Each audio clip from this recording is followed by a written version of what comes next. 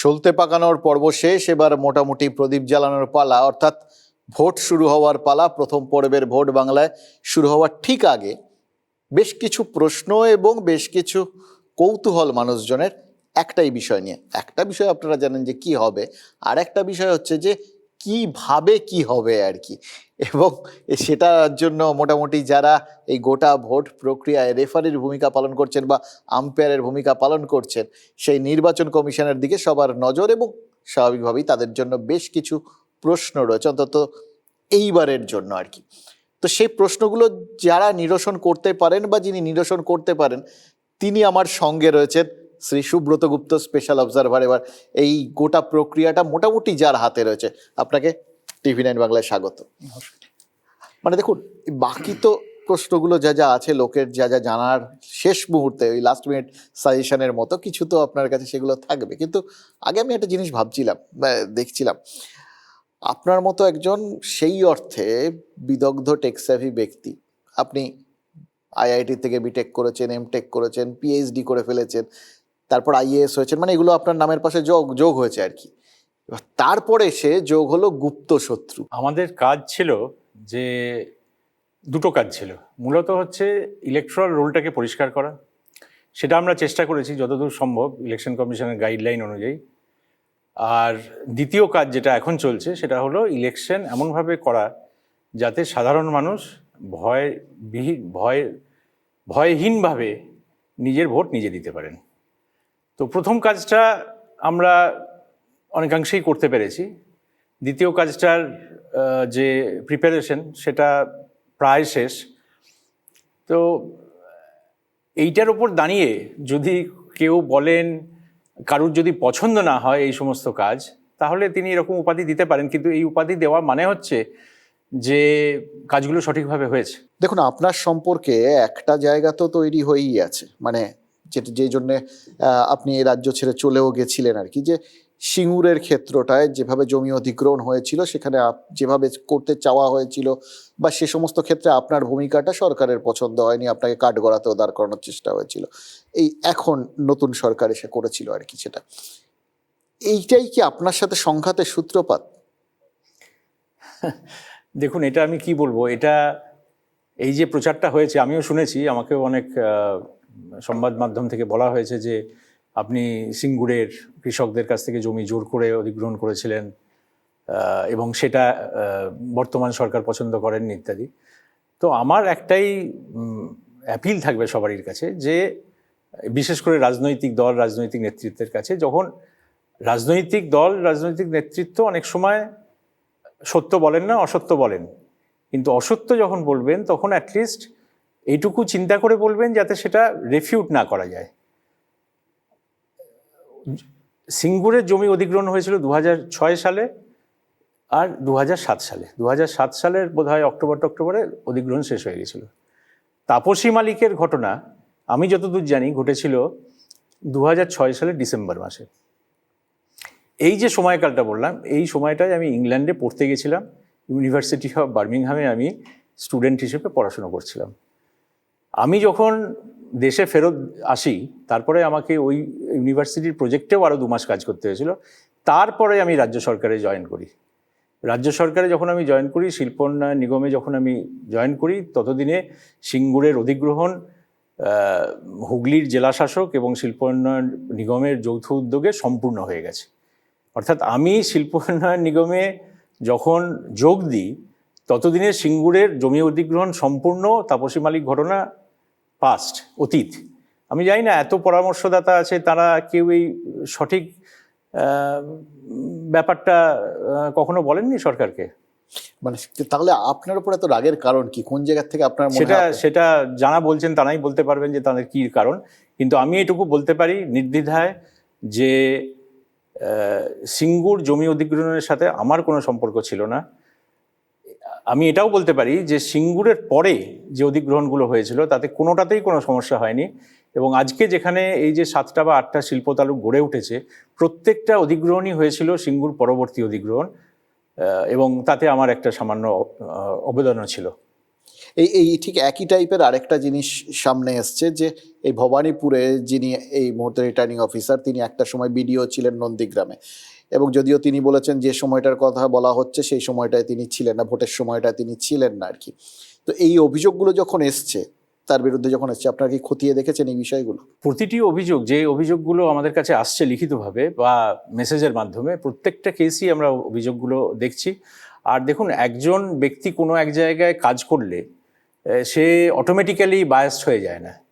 আমাদের কাছে যদি এরকম কোনো অভিযোগ থাকে এবং তার সপক্ষে যদি কোনো প্রমাণ থাকে যে একজন ব্যক্তি পক্ষপাতদুষ্ট আচরণ করছেন, তাহলে আমরা তাদের আমরা ভোটের কাছ থেকে অব্যাহতি দিই, এবং সেটা অনেক ক্ষেত্রেই করা হয়েছে। যেটা আমরা বারবার শুনি এজেন্সিগুলোর ক্ষেত্রে অন্তত, তারাও একটা স্বশাসিত সংস্থা, ইন্ডিপেন্ডেন্ট সংস্থা হওয়ার কথা, কিন্তু তাকে বলা হয় যে কোথাও কেন্দ্রীয় সরকারের তোতা, বা কোথাও এখানে যদি পুলিশ বা আপনার সিআইডি টিআইডি ধরা হয় তাহলে এখানে রাজ্য সরকারের তোতা। মানে এটা মোটামুটি এটা বন্দোবস্ত হয়ে গেছে যে কোনো না কোনো সরকারের অধীনস্থ হতেই হবে।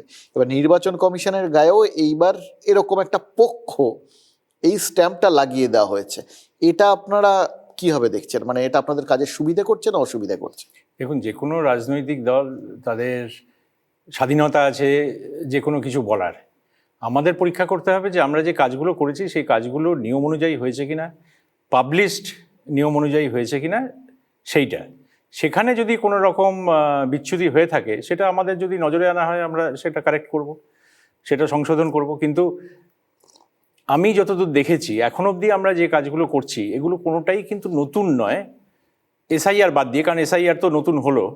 কিন্তু ইলেকশন সংক্রান্ত যে কাজগুলো হচ্ছে সেই কাজগুলোর মধ্যে আমি অ্যাটলিস্ট কোনো এরকম ব্যাপার দেখছি না যেখানে নতুন নির্দেশ দেওয়া হয়েছে কোনো।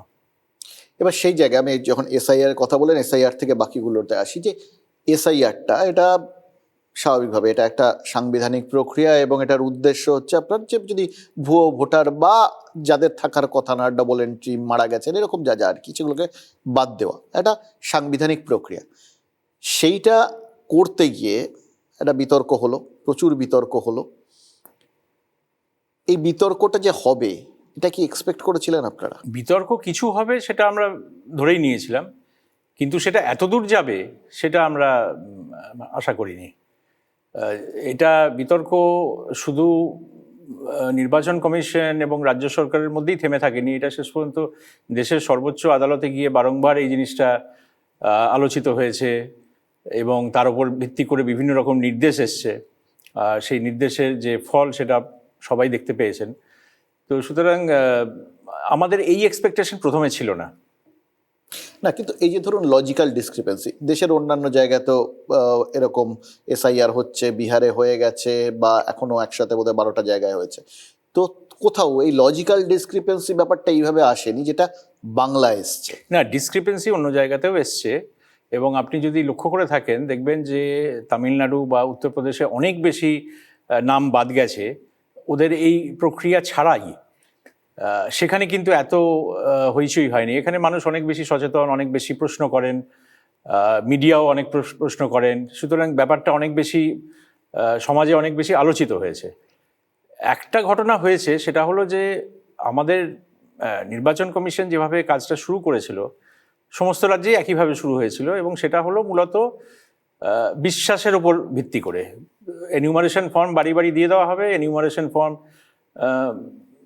ভোটাররা তারা ফিল আপ করবেন, ফিল আপ করে সেখানে ডিক্লারেশন দেবেন যে আমি যে তথ্য দিয়েছি সেটা সঠিক, এবং তারপর সেটা বিএলওকে দেওয়া হবে, বিএলও সেটা সেন্ট্রাল ডেটাবেসে তুলে দেবেন। এটা ছিল প্রক্রিয়া, এবং এই প্রক্রিয়ায় কাজটা হয়তো ঠিক হয়ে যেত, কিন্তু যেটা হলো যে যেটা মনে হচ্ছে যে অনেক ক্ষেত্রে বিএলওরা নিজেরা ওই ডেটা আপলোড করেননি, বা ডেটা আপলোড করতে গিয়ে ভুল করেছেন, বা অন্য কোনো লোক সেই ডেটা আপলোড করেছেন, এবং আপলোড করার সময় তারা যে নামের সাথে লিঙ্ক করেছেন 2002 নামের সাথে, সেটা সঠিক নয়। যার ফলে যেটা হয়েছে,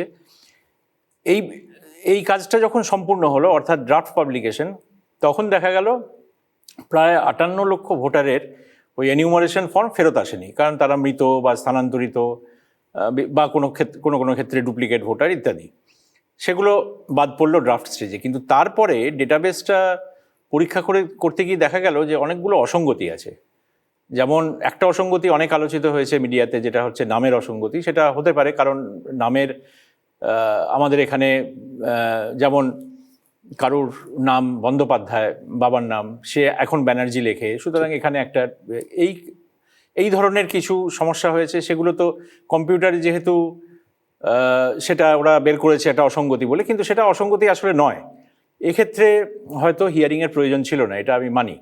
কিন্তু যেটা সমস্যা হয়েছে যে অনেকগুলো অসঙ্গতি এমন আছে যেটা মানে সাধারণভাবে ব্যাখ্যা দেওয়া যাচ্ছে না। যেমন একজন ব্যক্তির 20 জন বা 25 জন বা 30 জন প্রজেনী ছেলেমেয়ে, এটা তো সাধারণভাবে হবে না। ওরা ধরে নিয়েছিল হাইয়েস্ট কতজন পেয়েছেন? 359 বা এরকম একটা সংখ্যা একজনের। আচ্ছা, এটা কিরমভাবে হয়েছে, ধরুন আমি এক জায়গার ভোটার, বা আমি ভোটার নই, যাই হোক না কেন, আমি একটা এনিউমারেশন ফর্ম দিলাম। এবার আমার 2002-এর কেউ নেই লিঙ্ক করার। যদি বিএলও সেখানে সঠিকভাবে না করে আরেকজন যার পদবি আমার পদবির সাথে মেলে এবং যার বয়স মোটামুটি আমার বাবার যেরকম বয়স হওয়া উচিত ছিল বা মায়ের, তার সাথে লিঙ্ক করে দেয়, তাহলে তো আমি লিঙ্কড হয়ে গেলাম 2002-এর সাথে, তাহলে আমি রোলে চলে এলাম। এখন এই জিনিসটা অনেক বড় স্কেলে হয়েছে, যেটার ফলে যেটা হয়েছে যে যার সাথে লিঙ্ক করা হয়েছে সেখানে যদি এই সব চিন্তাভাবনা করে লিঙ্ক হতো সব ক্ষেত্রেই, তাহলে ধরা পড়তো না। কিন্তু যেহেতু এটা কোনো কোনো ক্ষেত্রে এটা আরবিট্রারিলি হয়েছে, সেই জন্য এই নামগুলো বেরিয়ে এসছে। একজন বাবার সাথে তার ছেলের বয়সের ফারাক 15 বছরের কম, দাদুর সাথে ঠাকুরদার সাথে নাতির বয়সের ফারাক 40 বছরের কম, কোথাও ছেলে মেয়ে যারা লিঙ্ক করেছেন এক ব্যক্তির সাথে তার সংখ্যা কোথাও 15, কোথাও 20, কোথাও 25, যেটা সাধারণভাবে এই সময় হওয়ার কথা নয়। তার চেয়ে মারাত্মক হয়েছে যে বেশ কিছু ক্ষেত্রে মায়ের সাথে লিঙ্ক করা হয়েছে 2 ভাই, তাদের বয়সের পার্থক্য হচ্ছে 6 মাস 3 দিন বা 3 মাস 6 দিন। তো এই যে ঘটনাগুলো ঘটেছে, এর থেকে প্রথমেই যেটা ইলেকশন কমিশনের তখন সন্দেহ হয়েছে যে ম্যাপিং যেটা হয়েছে সেই ম্যাপিংটা সব ক্ষেত্রে সঠিক হয়নি। সেই জন্য একটা ফিল্টার, একটা ছাঁকনি লাগিয়ে বের করা হয়েছে যে কোন কোন কেসে যেখানে আপাত দৃষ্টিতে অসঙ্গতি মনে হচ্ছে সেখানে একটু নথি পরীক্ষা করে দেখা দরকার, এবং সেই জন্যই এই হিয়ারিং। অনেক লোকের প্রচুর অসুবিধা হয়েছে, কারণ হিয়ারিংয়ে তাদের আসতে হয়েছে, তাদের নথি জমা দিতে হয়েছে। সেটা তো নিশ্চয়ই হয়েছে, এটা তো অস্বীকার করার জায়গা নেই যে মানুষের অসুবিধা হয়েছে।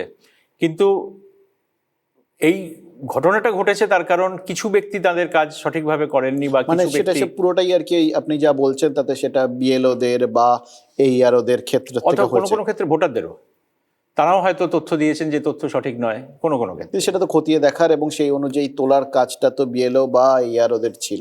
মানে তারা কি রাজনৈতিকভাবে মোটিভেটেড বলে এই কাজটা হয়েছে, এই গন্ডগোলটা হয়েছে? দেখুন, এটা তো মানে আমার কাছে কোনো প্রমাণ নেই। আমি বলতে পারি যে কাজটা সঠিকভাবে হয়নি। এখন এই সঠিকভাবে না হওয়ার পেছনে কি কারণ আছে সেটা তো আরও ইনভেস্টিগেট না করলে বোঝা যাবে না। তো এই যে ধরুন এতগুলো কিছু হয়েছে বা সেগুলো আপনারা বুঝতেও পেরেছেন, তার ভিত্তিতে আপনারা খানিকটা এই শুনানি করে হোক বা অন্যান্যভাবে হোক সেগুলোকে ছাঁকনি দিয়ে ছাকার চেষ্টা করেছেন। তো এই যে প্রথম পর্বের ভোটটার আগে আপনাদের কি মনে হচ্ছে যে মোটামুটি চাল থেকে যা যা কাকড় যতটা আপনারা বাঁচবেন ঠিক করেছিলেন সেটা সম্ভব হচ্ছে, আপনারা সফল? অনেকাংশেই সফল। আমি মানে 100% বলবো না, এটুকু বলবো যে যখন নির্বাচন কমিশনের আওতায় এই সমস্ত পরীক্ষা নিরীক্ষা চলছিল, নথিগুলো দেখা হচ্ছিল জেলা শাসকদের লিডারশিপে, সেখানে 90 লক্ষর মধ্যে মোটামুটি 5 লক্ষ নাম বাদ পড়েছিল। অর্থাৎ 5 লক্ষর ক্ষেত্রে নথি হয়তো সঠিক ছিল না বা নথি ভেরিফাই করা যায়নি, এরকম ছিল। তারপরে যেটা ওই বাকি 60 লক্ষ যেটা নিষ্পত্তি হয়নি সেই সময়, কিন্তু সুপ্রিম কোর্টের নির্দেশে যেটা হাইকোর্টের আন্ডারে বিচারপতিরা যেটা দেখলেন, সেখানে 60 লক্ষর মধ্যে প্রায় 27 লক্ষ বাদ পড়লো। তো এটা আমার ধারণা যে এটা হয়তো নির্বাচন কমিশনের যে প্রক্রিয়া ছিল তাতে হয়তো আর একটু কম বাদ পড়তো, বেশি পড়ে গেছে মনে হচ্ছে। এটা হতে পারে যে এই কেসগুলো এমন ছিল যে যেখানে মানে অসঙ্গতি বেশি ছিল, সেটাও হতে পারে। কিন্তু সেটা তো যতক্ষণ না ডেটা ভালোভাবে পরীক্ষা করা যাচ্ছে এটা বলা সম্ভব নয়। এখন অবধি, আজকে অবধি দাঁড়িয়ে আমরা জানি 136 জন ট্রাইব্যুনাল থেকে প্রথম পর্বের জন্য সিলেক্টেড হয়েছেন যে না এরা ভোট দিতে পারবেন, মানে একটা বড় সংখ্যক তারা পারছেন না, এটা আপনাদের কোথাও খারাপ লাগছে? না, নিশ্চয়ই খারাপ লাগছে। কারণ আমরা ধরে নিয়েছিলাম যে যেটা আমি আগে বলছিলাম যে এইগুলো সমস্ত নিষ্পত্তি হয়ে যাবে এবং মানে ফাইনালি নিষ্পত্তি হয়ে যাবে, কিন্তু ফাইনালি নিষ্পত্তি যেটা হলো তাতে 27 লক্ষ নাম বাদ গেল এবং তাদের মধ্যে বেশিরভাগ লোকই মনে করছেন যে তাদের বাদ পড়া উচিত নয়। তার মানে ফাইনাল নিষ্পত্তি হয়নি, তাহলে এবার অ্যাপিলের প্রক্রিয়ার মধ্যে তারা এসে গেছেন। ঠিক। তো এরকম একটা পরিস্থিতিতে আমার একটা কথা বলুন যে এই এই যত লোক ভোট দিচ্ছেন বা যারা বাদ পড়েছে, এর মাধ্যমে কি এটা নিশ্চিত হওয়া যায় যে যে প্রশ্নটা সবার আগে এবার ভোটের আগের থেকে উঠেছিল যে প্রচুর বাংলাদেশি ঢুকে পড়েছেন, প্রচুর রোহিঙ্গা ঢুকে পড়েছেন, আপনারা সেরকম ভাবে কিছু আইডেন্টিফাই করতে পেরেছেন? এই যে প্রক্রিয়া, এতে কিন্তু বিদেশি আইডেন্টিফাই করার কোনো মানে ব্যবস্থা ছিল না। এটা মূলত ছিল যে যারা ভোটার লিস্টে নাম তুলতে চান তাদের নথির ওপর ভিত্তি করে তাদের নাম তোলা। এবার নথিটা সঠিক কিনা, নথি সঠিকভাবে পেয়েছেন কিনা তিনি, এই সব বিষয় কিন্তু আমাদের কাজের মধ্যে এটা ছিল না। এবং আপনারা জানেন হয়তো যে এই যে কোনো ব্যক্তি যদি বলা হয় যে সে আমাদের ভারতীয় নন, যদি সন্দেহ এরকম করা হয়, তাহলে এফআরআরও বলে একটি পোস্ট আছে, ফরেনার্স রিজিনাল রেজিস্ট্রেশন অফিসার, তার কাছে সেটা পাঠাতে হয় যে এই ব্যক্তির নথি পরীক্ষা করে মনে হচ্ছে যে এটা সঠিক নথি নয় বা জাল নথি ইত্যাদি, এবং তারা ইনভেস্টিগেট করে বলেন যে এটা সঠিক নয়। সেক্ষেত্রে ওদের রিপোর্টের উপর নির্ভর করে এই নামগুলো ইলেকট্রাল রোল থেকে বাদ দেওয়া হয়। আমরা এরকম প্রচুর কেস পেয়েছি, অনেক কেস পেয়েছি, এফআরআর কাছ থেকেও পেয়েছি যে এই ব্যক্তির পাসপোর্ট আছে কিন্তু পাসপোর্ট সঠিক নয় বা সঠিকভাবে ইস্যু হয়নি। কিন্তু এই যে এসআইআর প্রক্রিয়ার মধ্যে কিন্তু এই বিষয়টা ছিল না। এখানে মূলত দেখা হয়েছে যে যারা ইলেকট্রাল রোলে আসবেন তাদের একটা সেট 12টা 13টা, পরবর্তীকালে সেটা 14টা হয়। এই নথির কোনো না কোনো নথি থাকলে এবং তার আইডেন্টিটি যদি তিনি এস্টাবলিশ করতে পারেন তাহলে তার নাম চলে আসবে। এই গোটা প্রক্রিয়াটায় তাহলে এটা কি ধরে নেওয়া যেতে পারে যদি আরো একটু বেশি সময় নিয়ে পুরো ব্যাপারটা করা হতো, আরো আগের থেকে আরো গুছিয়ে, তাহলে গোটা ব্যাপারটা অনেক সুসংহত বা লোকজনের ভোগান্তি কম হতো? কোনো জিনিসই ফাইনাল ওয়ার্ড নয়। একমাত্র এখন আমরা পেছন দিকে তাকিয়ে বলতে পারি যে আর কি কি করলে আরও ভালো হতো, আর এই ভালোর কোনো লিমিট নেই। কিন্তু হ্যাঁ, এটা তো ঠিকই যে এই প্রক্রিয়াটাকে যদি আমরা, এই সমস্ত সমস্যা হবে আমরা যদি আগে জানতে পারতাম তাহলে হয়তো সেই অনুযায়ী ডিজাইনটা করা যেত। তো এই যে ধরুন এতদিন পরে আপনি এখান থেকে রাজ্য থেকে চলে গেছিলেন, ফিরে এসে এক তো আপনি গুপ্ত শত্রু এরকম একটা আখ্যা পেলেন আর কি, প্লাস নির্বাচন কমিশনকে দেখলেন যে প্রতিপক্ষ বানিয়ে দেওয়া হলো, তাদের নিরপেক্ষতা নিয়ে প্রশ্ন তোলা হলো, এটা কতটা সমস্যা সংকুল? আমাদের কাজটা অনেক বেশি কঠিন হয়ে গেছিল, কেননা রাজ্য সরকারের মনে হয়েছিল কোনো কোনো সময় যে তারা মনে করছেন যে নির্বাচন কমিশন নিরপেক্ষভাবে কাজ করছেন না, বা তারা সেটা বলছিলেন। এবং আমরা প্রক্রিয়ার মধ্যেও দেখেছি যে বেশ কিছু ক্ষেত্রে এমন কাজ হচ্ছিল জেলা স্তরে বা তারও নিচের স্তরে, যেগুলো এসআইআর প্রক্রিয়াটাকে কিছুটা বিলম্বিত করে দিচ্ছিল। আমি একটা জিনিস বলতে পারি, দেখুন এই যে যেগুলো এই 60 লক্ষ কেস যেগুলো নিষ্পত্তি হলো না ওই কাট অফ ডেটের মধ্যে, সেগুলো তো চলে গেল সুপ্রিম কোর্টের নির্দেশে হাইকোর্টের কাছে। এইগুলোর অনেকগুলোই হয়েছিল এরকম যে যেখানে হয় নথি দিয়েছেন ভোটার কিন্তু সেই নথি সিস্টেমের মধ্যে তোলা হয়নি, যার ফলে যে ইলেকট্রাল রেজিস্ট্রেশন অফিসার যে সিদ্ধান্ত নেবেন যে এই নামটা ভোটার লিস্টে উঠতে পারে কি উঠতে পারে না, তিনি সিদ্ধান্ত নেওয়ার জায়গায় ছিলেন না। আরেকটা ঘটনা হয়েছিল, সেটা হচ্ছে যে নথি যা প্রয়োজন সেই নথি অনেক ক্ষেত্রে ছিল না, অন্য নথি ছিল যেগুলো অ্যাকসেপ্টেবল নয়, এবং সেই নথির ওপর দাঁড়িয়ে হয়তো কোনো ইয়ারও এরকম সিদ্ধান্ত নিয়েছিলেন যে হ্যাঁ এটা অ্যাকসেপ্টেবল, কিন্তু মাইক্রো অবজারভার বলেছিলেন যে এটা অ্যাকসেপ্টেবল নয়, এটা রিভিউ করা দরকার, কিন্তু সেই রিভিউ হয়নি, সেটা তখন পেন্ডিং হয়ে গেছিলো। তো এই যে নিষ্পত্তি না হওয়া, এই নিষ্পত্তি না হওয়া কেসগুলো চলে গেল জুডিশিয়াল অফিসার, এবং সেইখানে সুপ্রিম কোর্টের যে নির্দেশ ছিল এবং ইসিআই এর যে এসআইআর নোটিফিকেশন ছিল তার নির্দেশগুলোকে পুরো খুব কঠোরভাবে মানতে বলেছিল সুপ্রিম কোর্ট, এবং জুডিশিয়াল অফিসাররা সেইভাবেই নিষ্পত্তি করেছেন। তো সেজন্য যেটা হয়েছে যে যদি এটা ঠিক সময় সম্পূর্ণ হয়ে যেত, নিষ্পত্তি হয়ে যেত, ওই 60 লাখটা যদি 6 লাখ হতো বা 60 লাখটা যদি 60,000 হতো, তাহলে অনেক কম কেস আমাদের এই ধরনের খুব কঠোর মেকানিজমের মধ্যে দিয়ে যেতে হতো। এই যে ধরুন এরা যারা একদম এই সব কটা ধাপ মিলিয়ে, ইভিন আমি ধরছি ট্রাইব্যুনাল ধরে আর কি, যারা বাদ গেলেন আর কি সম্পূর্ণরূপে, আমি ধরে নিচ্ছি এই ট্রাইব্যুনালের কাজ শেষ হয়ে যাওয়ার পরে যেগুলো বাকি থাকবে, তাদের কি কোনোভাবে ভোটার তালিকায় আবার ফিরে আসার কোনো রাস্তা খোলা থাকবে? যেহেতু বিষয়টা বিচারাধীন, এটা বলা খুব শক্ত। সাধারণভাবে তো থাকা উচিত, কারণ কারুর কাছে যদি সমস্ত নথি থাকে, যে নথিগুলো প্রয়োজন, তাহলে সেটার উপর ভিত্তি করে তিনি তার ভারতীয় নাগরিকত্ব এবং তার বয়স ইত্যাদি এগুলো সার্টিফাই করলে তিনি আর্টিকেল 326 ধারায় তিনি ইলেকটোরাল রোলে চলে আসতে পারেন। কিন্তু যেহেতু এখানে পুরো বিষয়টাই সুপ্রিম কোর্ট নির্দেশ দিচ্ছেন প্রতিটি ধাপ, সুতরাং এদের কেসে কি হবে, অ্যাপেলেট ট্রাইব্যুনালে সিদ্ধান্ত নেওয়ার পর তারা কোথায় যেতে পারবেন বা কি তার প্রক্রিয়া হবে, সেটা সুপ্রিম কোর্টের নির্দেশের জন্যই অপেক্ষা করতে হবে। এবার ধরুন এবারের ভোটটা আপনি বাঙালি হিসেবেই যদি দেখেন আর কি, যে পরপর আমি দেখছিলাম অনেকগুলো ধাপ, সবকটাই একটা মানে নর্মাল হিসেবের বাইরে, মানে কোথাও তো আমরা শুনিনি যে জুডিশিয়াল ব্যক্তিত্বদের ঢুকে পড়ে তাদের এই ভোটার তালিকা চূড়ান্ত করতে হচ্ছে, সেটাও আমরা দেখে ফেললাম। এবং আপনাদের যে অবজারভার আসেন, কিন্তু এইবার যে পরিমাণ অবজারভার এসছেন এবং চারপাশে তারা প্রত্যেকটা জিনিস মানে পুলিশের কাছ থেকে শুরু করে সব কিছু, এটা কি এই জন্যে যে এখানকার পুরো প্রশাসনিক বিষয়টা যেটার মাধ্যমে আপনাদের কাজটা করতে হবে সেটার ওপর নিশ্চিন্তে ভরসা করা যাচ্ছিল না? গত দুদিনে 500-র ওপর ব্যক্তিকে অ্যারেস্ট করা হয়েছে ইলেকশন কমিশনের নির্দেশে নয়, এটা হচ্ছে সংশ্লিষ্ট আদালতের নির্দেশে, যাদের এগেনস্টে নন বেলেবল ওয়ারেন্ট ইস্যু হয়েছিল। তো এখন একটা প্রশ্ন উঠতে পারে যে এতজন নন বেলেবল ওয়ারেন্টি কিভাবে ঘুরে বেড়াচ্ছিলেন? তাদের তো পাওয়া গেছে, তাদের বাড়ি থেকে পাওয়া গেছে, তাদের কর্মক্ষেত্র থেকে পাওয়া গেছে, তাদের অ্যারেস্ট করেছে। এই অ্যারেস্ট তো নর্মাল কোর্সেই হওয়া উচিত, তো হয়নি কেন?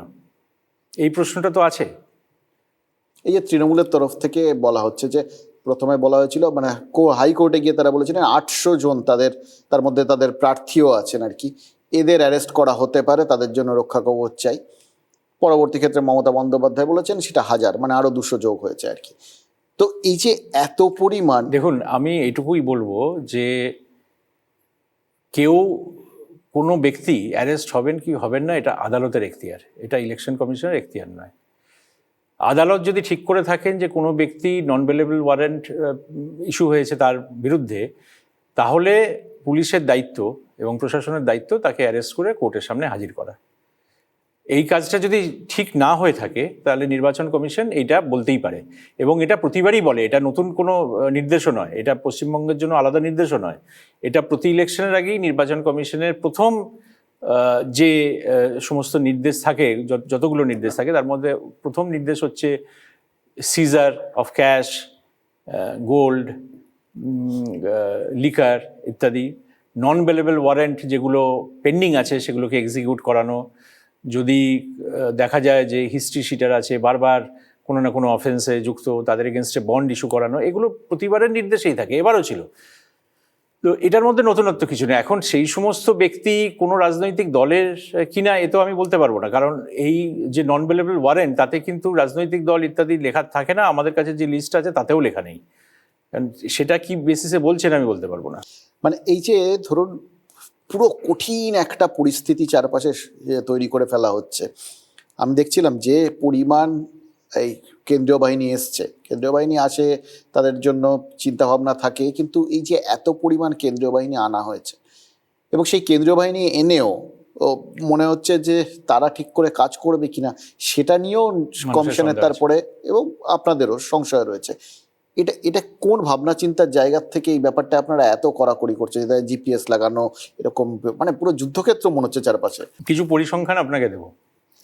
গতবারে প্রাক ইলেকশন তার যে হিংসা, এই হিংসার বলি হয়েছিল 20 জন। তারপরে ইলেকশন পরবর্তী হিংসারও প্রচুর বলি হয়েছিল। আপনারা জানেন ন্যাশনাল হিউম্যান রাইটস কমিশনও বিভিন্ন রকম রিপোর্ট তৈরি করেছিলেন, বিষয়টা হাইকোর্টে সুপ্রিম কোর্টে গেছিল বারবার, অনেক এফআইআর হয়েছিল, বোধহয় 1200-র ওপর এফআইআর হয়েছিল ইত্যাদি। এখন অবধি এই ইলেকশন পর্বে ফেজ 1-এর আগে অবধি, অর্থাৎ কালকে ফেজ 1, এখন অবধি একটিও মৃত্যুর ঘটনা ঘটেনি। একটি মৃত্যুর ঘটনা ইসলামপুরে ঘটেছে বলে বলা হচ্ছে, আপনাদের সেটা কাছে ইলেকশন রিলেটেড নয়, সেটা আমরা খোঁজ নিয়েছিলাম, এরকম খবর এসেছিল, সেটা ইলেকশন রিলেটেড নয়। কিন্তু যাই হোক, মৃত্যুর ঘটনা হলে সেটা দুঃখজনক। কিন্তু আমার বক্তব্য হচ্ছে যে আমরা যে পরিকল্পনা করে এই সমস্ত কাজগুলো যেগুলো নির্বাচন কমিশন করছেন, তার ফলস্বরূপ যেটা হচ্ছে যে মানুষে এখন বলছেন যে আমরা অনেকেই অনেক জায়গাতেই যে ফিডব্যাক আমরা পাচ্ছি যে হ্যাঁ, আমাদের মনে হচ্ছে আমরা নির্ভয়ে গিয়ে ভোট দিতে পারবো। এই এত ভয় কেন থাকবে ভোটারদের মধ্যে? এই ভয়টা দূর করার জন্যই এত মানে সেন্ট্রাল ফোর্সের ব্যবস্থা করা হয়েছে। সব জায়গায় তাদের মার্চ করানো হয়েছে, তারা গিয়ে নির্ভয় দিচ্ছেন গ্রামের মানুষদের, শহরের মানুষদের। আপনি ভয়ের কথা বলছেন, তার সঙ্গে সঙ্গে আমরা যখন জুডিশিয়ারিকে তখন দায়িত্ব দেওয়া হলো ওই 60 লক্ষর বিচার করার জন্য, তখনও তাদের মধ্যে থেকে ভয়ের কথাটা উঠে এসেছিল, আতঙ্কের কথাটা উঠে এসেছিল। যখন শুরু হলো এসআইআর, তখন বিএলও বা অন্যান্য আধিকারিকদের মধ্যে একটা অংশের মধ্যে থেকে ওই ভয়ের কথাটা উঠে এসেছিল, বলা হচ্ছিল অনেকে ভয়ের চোটে আত্মহত্যা করে ফেলেছেন, এত চাপ। আমার মনে হয় না যে বিরাট কোনো চাপের মধ্যে বিএলও বা সরকারি অফিসারদের কাজ করতে হয়েছে। যদি তাই হতো তাহলে এত বড় একটা কাজ এই সময়ের মধ্যে সম্পূর্ণ করা সম্ভব হতো না। কিন্তু এই যে ভয়ের পরিবেশের কথাটা বলেন, এটা কি আপনার চোখে অস্বাভাবিক লেগেছে? আপনি কি বলছেন এসআইআর সংক্রান্ত? এসআইআর বা মানে আমি বলছি বিএলওরা যারা, এসআইআর তো একটা অন্য তাদের চাপ, এবং যে কথাটা বললাম যে আত্মহত্যা করেছিলেন কাজের চাপ টাপ মিলিয়ে, কিন্তু এটা বাদ দিও অনেক বিএলও, এইআরও বা পরবর্তী ক্ষেত্রে এই জুডিশিয়াল অফিসার যাদের দায়িত্ব দেওয়া হয়েছিল এই পুরোটা খতিয়ে দেখার জন্য, সবারই প্রথম কথা একটা ভয়, এখানে একটা আতঙ্ক আছে, এরকম একটা কথা। এটা আপনার কাছে কতটা অস্বাভাবিক লেগেছে? পশ্চিমবঙ্গের পরিপ্রেক্ষিতে খুব অস্বাভাবিক নয়। আমরা তো প্রতিটা ক্ষেত্রে এই যে যখন আপনি জানেন এই মালদায় যে ঘটনাটা ঘটলো, যে জাজদের ঘেরাও করে রাখা হলো কয়েক ঘন্টা, এবং তার আগে আমাদের হাইকোর্টে যতবার মিটিং হয়েছে চিফ জাস্টিসের নেতৃত্বে, ততবারই এই প্রশ্নটা উঠে এসছে যে কে কোথায়, কেউ ফোন করছেন, কেউ চিঠি লিখছেন, কেউ ইমেল করছেন ইত্যাদি। এই যে কালচার, এই কালচারটাও তো একটা মানে এটা আমাদের মধ্যে একটা ইনগ্রেন্ড হয়ে গেছে। লোকে সবসময় মনে করে যে সরকারি প্রতিষ্ঠান যদি কোনো কাজ করে, নির্বাচন কমিশন যদি কোনো কাজ করে, বা অন্য কোনো প্রতিষ্ঠান যদি কোনো কাজ করে, তাহলে সেটাকে অপোজ করতে হবে। এবং আপনাদের বিরুদ্ধে একটা বড় অভিযোগ হচ্ছে আপনারা বেছে বেছে একটা বিশেষ সম্প্রদায়ের লোকের নামকে বাদ দিয়েছেন। এটার কোনো ভিত্তি নেই। কারণ হলো যে আপনারা জানেন যে ভোটার তালিকায় কারোর ধর্মাচরণ নিয়ে কোনো রকম ডেটা থাকে না, এবং তার ফলে সেইটা দেখে কাউকে নোটিশ দেওয়া এটা সম্ভব নয়। আমি যেটা দেখেছি, আমি তো প্রায় সব জেলাতেই ঘুরেছি এই এসআইআর প্রক্রিয়ার সময়। এটা একটা প্রচার হয়েছিল ঠিকই, কিন্তু এই প্রচারের কোনো বাস্তবতা নেই। মালদায় বা মুর্শিদাবাদে যেখানে সংখ্যাগুরু যে সম্প্রদায় আছেন, তারা যেহেতু সংখ্যাগুরু, তাদের অনেক বেশি নাম গেছে। আবার আমি যদি দেখি কুচবিহার বা জলপাইগুড়িতে, সেখানে রাজবংশীদের বেশি নোটিশ গেছে। আমি যদি দেখি বাঁকুড়া বা পুরুলিয়ায়, সেখানে আমি দেখেছি যে ট্রাইবাল আদিবাসী সম্প্রদায়ের মানুষের কাছে নোটিশ গেছে। যে যেখানে সংখ্যায় বেশি সেখানে সেই নামের নোটিশ গেছে। এটার মধ্যে অস্বাভাবিকতা কিছু নেই। এখন যদি কোনো জায়গায় এমন হয়ে থাকে যে বেশিরভাগ মানে অনেক মানুষের নথি হয় সিস্টেমের মধ্যে দেওয়া হয়নি, বা তারা দেননি নথি, সেক্ষেত্রে তাদের নামে নোটিশ মানে হবেই, এ তো কিছু করার নেই। এই কড়াকড়ির জায়গাটা এবার দেখলাম কিছু কিছু জিনিস মানে আগে এতটা দেখা যায়নি। ভোটের আগে মদ বিক্রি বন্ধ থাকে, এটা ঠিক আছে, কিন্তু গোটা রাজ্যে এরকমভাবে যেখানে হচ্ছে সেটা বাদ দিয়েও গোটা রাজ্যে বন্ধ করে দেওয়া, এটা নির্বাচন কমিশনের নির্দেশ নয়, এটা এক্সাইজ দপ্তরের নির্দেশ, এবং সেটা ওদের যে আইন আছে সেই আইনে করেছে। আমরা জানতে চেয়েছি ইতিমধ্যেই যে এটা ওরা কেন করলো পুরো রাজ্যে। কিন্তু বাইক বন্ধ করাটা তো সেটা আপনাদের সিদ্ধান্ত। সেটা আমাদের সিদ্ধান্ত, সেটা আগেও হয়েছে, এটাও নতুন নয়। এবং বাইকে দেখবেন যে যেগুলো বিশেষ প্রয়োজনে বাইক ব্যবহার হচ্ছে, বা হোম ডেলিভারির জন্য যে বাইক ব্যবহার হচ্ছে, এগুলো সমস্তই ছাড় দেওয়া হয়েছে। মানুষের কিছু অসুবিধে তো হবেই, মানুষকে মানে কিছুটা মেনে নিতে হবে শান্তিপূর্ণ ভোটের জন্য, কিন্তু সেটাও ওই দুদিনই, পোলিংয়ের দিন এবং পোলিংয়ের আগের দিন। মানে এই যে জায়গাগুলো আপনারা আগে কি এরকম ভাবে যাচাই করে নিয়েছেন যে একটা এখানে যদি আমাদের একদম শান্তিপূর্ণ ভোট করতে হয়, এবং যা যা অভিযোগগুলো অতীতে উঠেছে তার মধ্যে এই কেন্দ্রীয় বাহিনীকে সঠিকভাবে ব্যবহার না করার অভিযোগ শুধু, সেগুলো কি আপনারা একদম বাছাই করে নিয়ে সেইগুলোকে 1 বাই 1 ব্লক করার প্ল্যান করেছেন? এবারে আমাদের পরিকল্পনাটা, আমরা সত্যিই প্রচুর মতামত নিয়েছি, বিভিন্ন মানুষের মতামত নিয়েছি, বিভিন্ন রাজনৈতিক দলের মতামত নিয়েছি, সব রাজনৈতিক দলেরই মতামত নিয়েছি। আমরা যে এই ফেজ 1-এ যে কটা জেলায় গেছি, প্রতিটি জায়গায় আমরা সমস্ত রাজনৈতিক দলের ক্যান্ডিডেট এবং রাজনৈতিক দলের যারা জেলা স্তরের নেতৃবৃন্দ তাদের সাথে কথা বলেছি, তাদের মতামত নিয়েছি।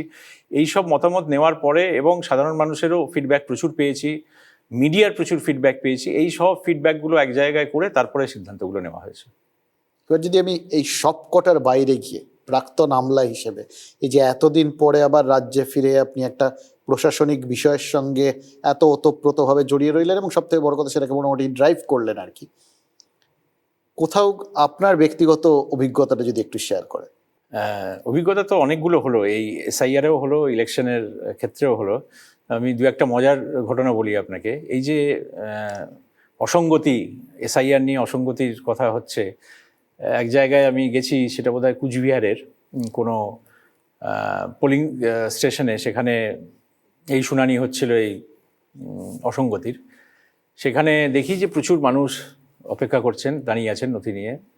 তো একজনকে জিজ্ঞেস করলাম, আপনি এখানে না, একজন আমাকে বললেন, আমি যখন তারকে বললাম আমি নোটিশের কপিটা দেখি, উনি দেখাল। আমি বললাম কেন এসছেন? উনি যেই যে লেখা আছে যে আমার 6 ভাই বোন, 6-এর বেশি ভাই বোন আছে, তো আমি এসছি এটা জানতে যে অন্য 3 ভাই বোন কারা, কারণ আমি তো তাদের চিনি না।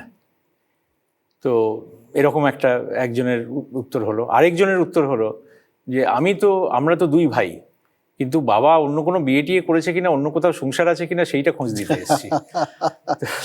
এই ধরনের হয়েছে। কিন্তু আরেক জায়গায় আবার নাগড়া কাটাতে এক লাইনে এক ভদ্রলোক ছিলেন, তারও সেই এরকম 6 জনের বেশি ভাই বোন। তাকে জিজ্ঞেস করলাম, বললো হ্যাঁ আমরা তো 18 ভাই বোন, 18 জন, আমার বাবার 2 বিয়ে, আমরা 18 জন একসাথেই থাকি, আমরা সবাই নোটিশ পেয়েছি। তো দুরকমই ছিল, যে সত্যি করে তাদের বড় পরিবার সেরকমও ছিল, আবার এরকম আমাকে অনেকেই ফোন করেছে, খুব রাগতভাবে জিজ্ঞেস করেছে যে আপনারা আমাকে নোটিশ দিয়েছেন, আমি জানতে চাই আমার অন্য ভাই বোন কোথায় আছে, কারা তারা। কারণ অনেকে আবার সম্পত্তির ভাগ হয়ে যাবে, হ্যাঁ সেটা গ্রামাঞ্চলে এটা একটা বড় ভয়। তো এরকম হয়েছে। আবার আমি বক্সাতে গেছিলাম, ওটা আবার ওই সান্থালা বাড়ি থেকে 3-3.5 কিলোমিটার হেঁটে যেতে হয়। সেখানে গিয়ে দেখেছি যে যারা এসছেন, বেশিরভাগ যারা এসছেন ওখানকার লেপচা সম্প্রদায়ের মানুষ, তারা সবাই এসছেন কারণ তাদের সবারই মানে তাদের পরিবারে অনেক ভাই বোন এমনিতেই আছেন, তো তারা সবাই এসছেন, তাদের সবারই 6 জনের বেশি ভাই বোন। তো এরকম অনেক ঘটনা এসছে, নজরে এসছে। ইলেকশনের সময়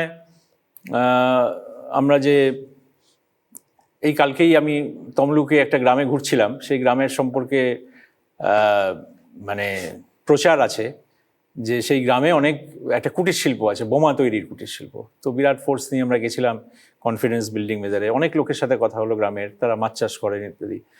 তো প্রায় কেউই স্বীকার করলেন না যে ওই গ্রামে এই ধরনের কোনো শিল্প আছে বলে। কিন্তু একজন বৃদ্ধ ভদ্রলোক বললেন যে হ্যাঁ এখানে তো হয়। কিন্তু আমি বললাম কোথায় হয়, কোন পাড়াটায় হয়? উনি বললেন পাড়া বলতে পারবো না, কিন্তু আপনি ওই নদীর দিকটায় যদি যান ওইখানে পেলেও পেতে পারেন। তবে আমি বলছি না যে আমি কাউকে চিনি না ওখানে কারা করে, কিন্তু এরকম আমি শব্দ শুনেছি।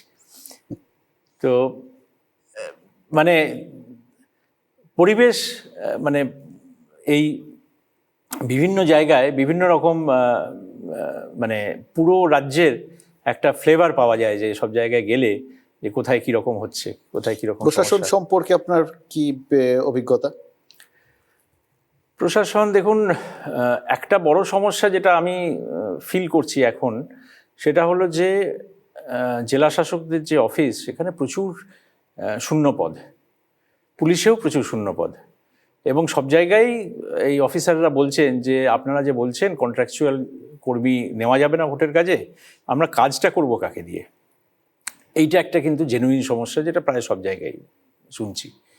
আরেকটা যেটা সমস্যা, সেটা মূলত পুলিশের বিরুদ্ধে মানুষের ক্ষোভ, যে আমরা কোনো রকম যদি অভিযোগ করি সেই অভিযোগ নেওয়া হয় না, বা অভিযোগ নেওয়ার পরে তার উপর কোনো ব্যবস্থা হয় না। আপনারা দেখেছেন হয়তো গত 3-4 দিনে বেশ কিছু ভিডিও সোশ্যাল মিডিয়াতে এসছে, যেখানে কেউ না কেউ কাউকে হুমকি দিচ্ছে যে অমুককে ভোট দিলে অমুক করবো তমুক করবো, এরকম তো প্রায় করে দেবো অব্দিও এসছে আর হ্যাঁ, কি। যে ব্যক্তি বলেছেন তাকে অ্যারেস্টও করা হয়েছে কালকে রাত্রে।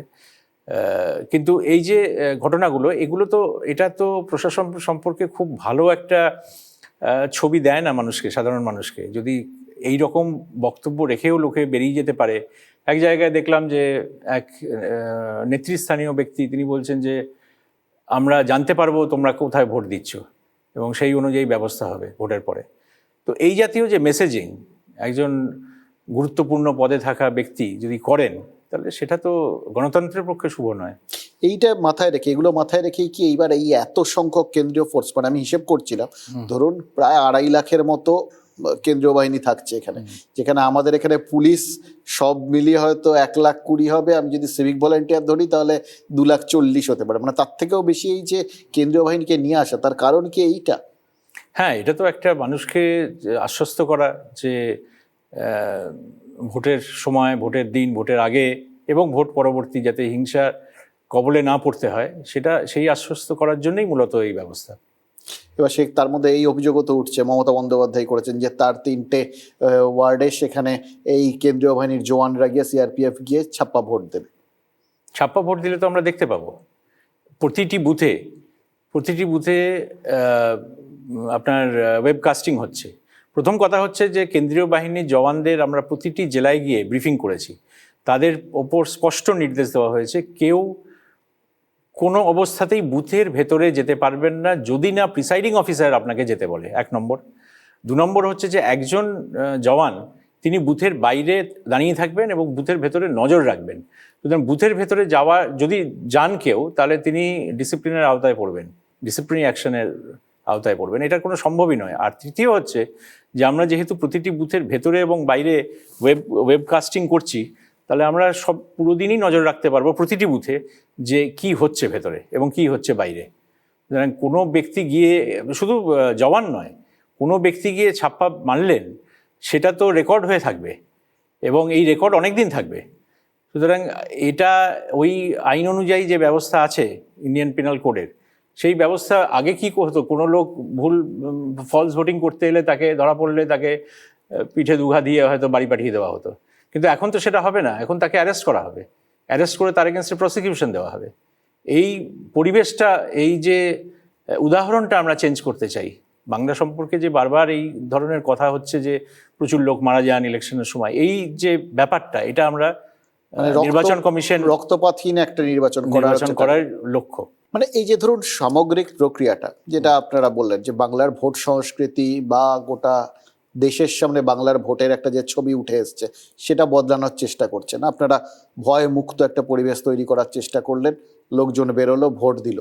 কিন্তু বাংলায় ভোট পরবর্তী ক্ষেত্রে হিংসাটাও তো একটা মারাত্মক জায়গায় যায়, এবং যে লোকগুলো আজকে ভোট দিল খোলা মনে, আপনাদের আশ্বাসে ভরসায় বেরিয়ে এসে, আপনারা তো ভোট শেষ হয়ে যাবে, আপনাদের কাজ শেষ হয়ে যাবে, সেই লোকগুলো যদি কোথাও হিংসার মুখে পড়েন, তখন কি নির্বাচন কমিশনের কোনো দায়িত্ব থাকবে না? নিশ্চয়ই দায়িত্ব থাকবে। নির্বাচন কমিশন এইটা সম্পূর্ণরূপে এই ব্যাপারটার উপর খুব গুরুত্ব দিয়েছে এবং এটাও বলেছে যে যতদিন প্রয়োজন ততদিন তারা সেন্ট্রাল প্যারামিলিটারি ফোর্স রেখে যাতে কোনো রকম হিংসা না হয়, হিংসার ঘটনা আগের মতো যাতে না হয়, সেটার ব্যবস্থা তারা করবে।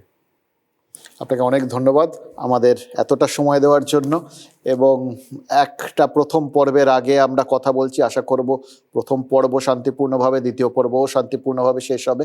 সুতরাং যদি বাংলার ভোট সংস্কৃতিটা আপনারা সত্যি বদলাতে পারেন, এবং যদি একটা সময় আসে যখন কারোর মনেই নির্বাচন কমিশন সম্পর্কে অন্তত কোনো প্রশ্ন থাকবে না, এরকম একটা পরিবেশ তৈরি হতে পারে, তাহলে বোধহয় সবার জন্যই ভালো। আমাদেরও বিশ্বাস যে আমরা পশ্চিমবঙ্গের মানুষকে একটা শান্তিপূর্ণ ভোট উপহার দিতে পারবো। মানুষ নির্ভয়ে ভোট দিতে যেতে পারবেন, ভোটের গোপনীয়তা রক্ষা হবে, ফলস ভোটিং হবে না। এর জন্য যা যা করার সেই সব কিছুই আমরা করেছি। এবার মানুষের উপর নির্ভর করছে, তারা বেরিয়ে এসে তারা ভোট দেবেন আশা করছি।